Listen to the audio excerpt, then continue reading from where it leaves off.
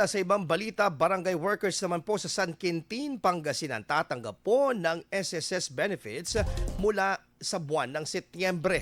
Para po sa detalye ng balitang yan, kasama natin Idol Jam Victorio.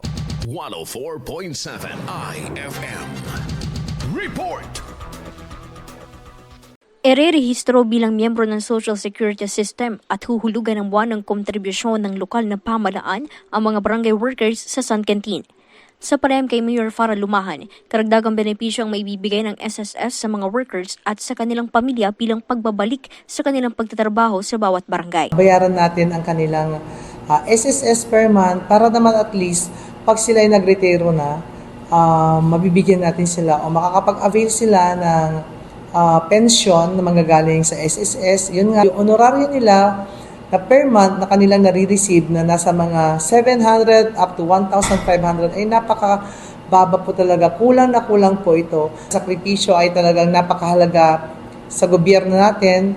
Ito pong pagbabayad ng SSS ay talagang kinonsider ko po. Nilagdaan na ang Memorandum of Agreement sa pagitan ng lokal na pamahalaan at SSS Ordinata City Branch na magsisimula na ngayong Setyembre. Sakop ng kasunduan ang SSS benefits sa ilalim ng Contribution Subsidy Provider Program ng mga barangay health workers, nutrition scholars, population workers at child development workers. Paliwanag ni SSS North Luzon Vice President Vilma Agapito, sa ilalim ng CSSP, malaya ang sinumang samahan o individual na bayaran ang buwan ng kontribusyon ng piling benepisyaryo nang walang pinagkaiba sa benepisyo mula sa pinaghahatiang binabayaran sa mga pribadong kumpanya. Bayad is more or less the same, no? The same. Yun na nga lang, pag sa private, meron kang employer. At saka may employees yan.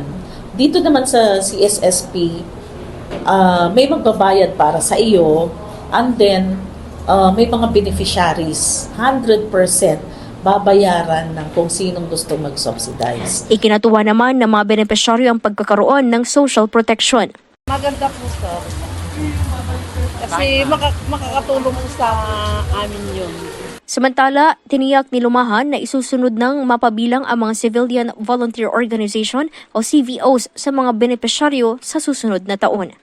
Kasama mo mula dito sa IFM Dagupan, ito si Idol Jam Victorio, Tatak IFM. IFM News. IFM News. IFM News.